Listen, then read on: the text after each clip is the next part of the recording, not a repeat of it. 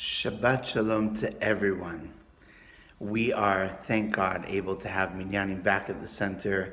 We are thrilled to be able to do that and privileged to be able to come back to to have Minyanim, have gatherings up to 100 people, have Orot back in the building. It's really exciting, very exciting times in New Zealand. And I have family in Israel and in Canada and in the States. And they are all tell me that they really want to come to New Zealand. They wish they were in New Zealand during this lockdown.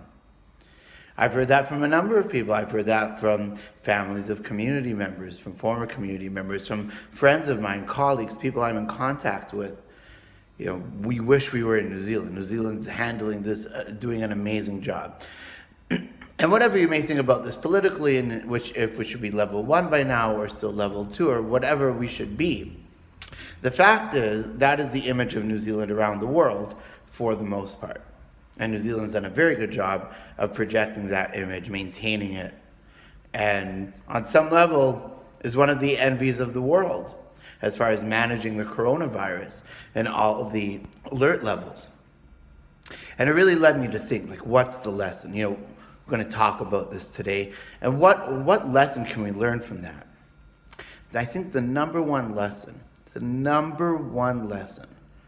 that I am working on personally as being a proud Kiwi, a proud resident of New Zealand, and that we all probably should work on is humility. Humility is very, very important.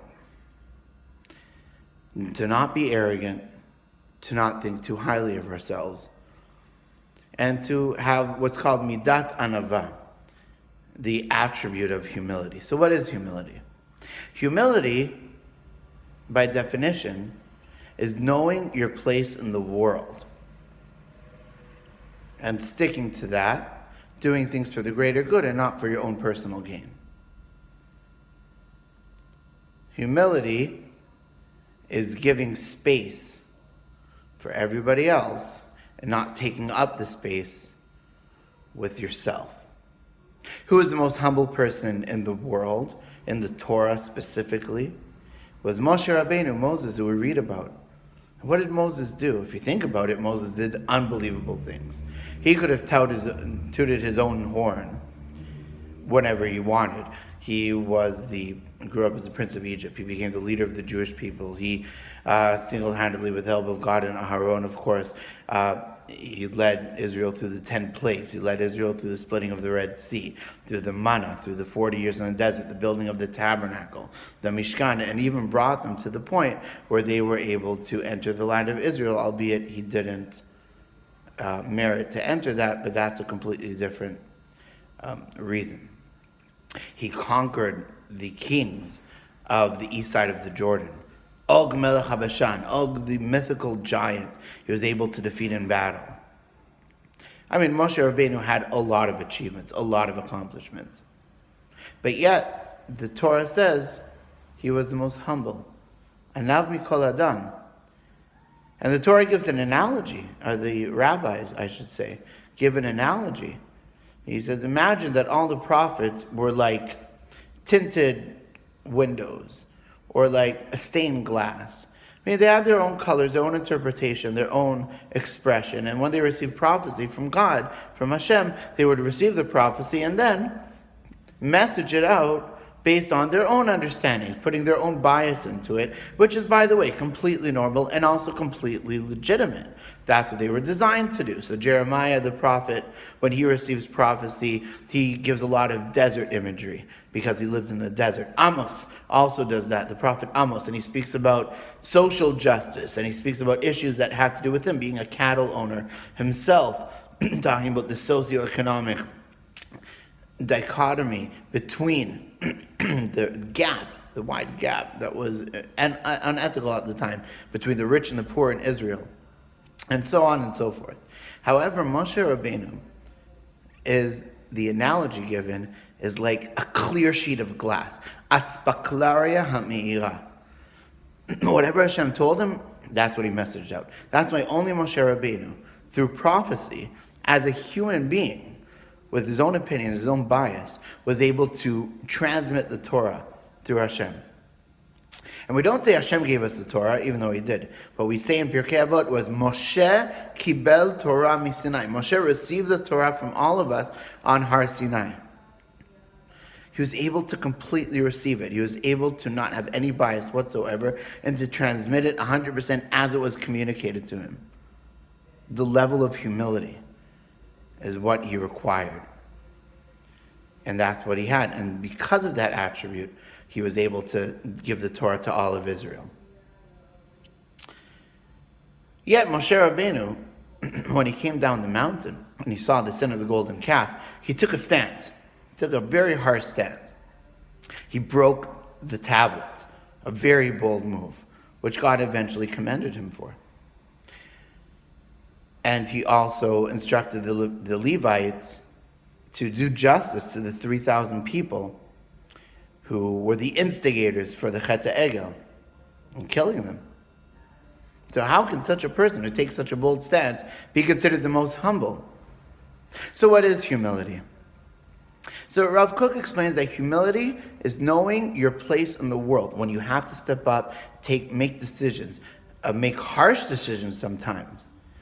Then that is what you need to do. When you have to step back and receive and take away from your own personal bias and message something through, that's what you have to do. And Moshe Rabbeinu had the ability to do both. He had the ability to do the right thing and do nothing for his own personal gain. Everything he did was in the name of Hashem, in the name of the right thing to do, the name of values, in the name of bringing God's name into the world and not touting his own horn. Not claiming how great is Moshe Rabbeinu, rather that they should appreciate Hashem, they should appreciate God, even if he had to take very, very harsh stances in different situations. And the one time where he put his own bias, when he hit the rock twice, for the second time, in the book of Bamidbar, that's when he put his own bias into it, and that is when he had to give up his leadership and his punishment was not to cross over to the west side of the Jordan, to the land of Canaan.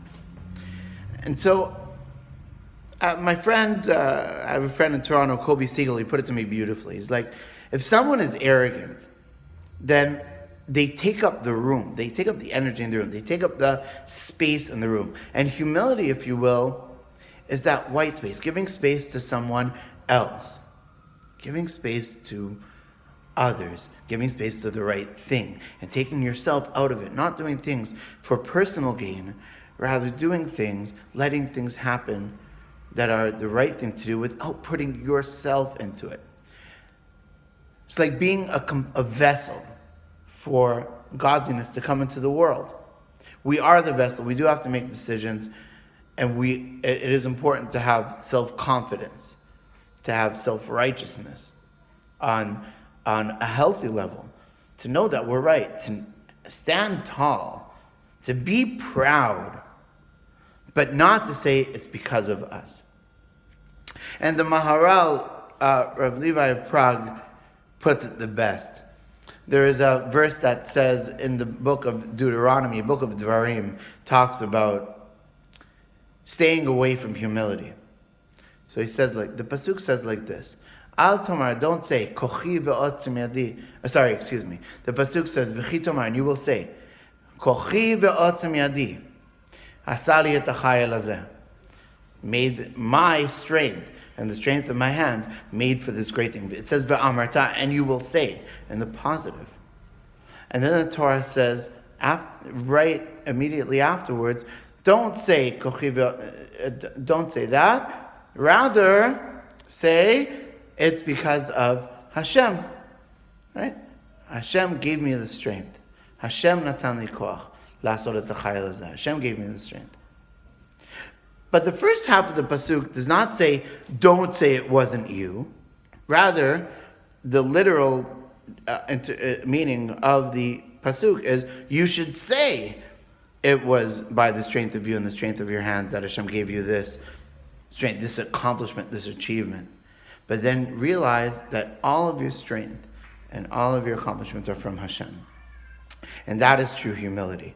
Never attributing it to yourself, rather attributing that I did the right thing given the situation in the name of the higher value. And really that may be a message for us here in New Zealand. We are doing extremely well handling COVID-19. Of course, there are challenges. Of course, there are challenges with the borders, and there's disagreements about what to do and which level we should be at. And and at the end of the day, we have to simply respect and follow what the government instructs us to do. And hopefully Hashem would give them the wisdom to make the correct decisions. But if somebody tells us, you're doing so great, the answer is, yes, we've made the right decisions, but we're not so great. We're just given the opportunity to make decisions to keep us safe. We're given that opportunity to be able to go down alert levels, to be able to resume life as normal, even if it's the new normal. We're able to have gatherings again. We're able to see traffic on the street again. We're able to feel life almost as if it's normal and not being locked down in our homes anymore because of the opportunity that were presented to us, but not because of us. Rather, because God gave us the wisdom, and Hashem should give the government, the leaders, our own leadership, and each and every individual, because we're all part of this together, we're all mutually accountable to ensuring that everyone stays safe and that the curve stays flat and we can resume life as normal. And if we all do that in the name of higher value, we won't tout our horn and saying we're so great. Rather, maintain humility and be able to keep going in the name of humility, in the name of higher value, and really set a precedent, possibly for the world, about how to maybe get ahead of this virus and make the world, and specifically New Zealand, a better place. Shabbat Shalom.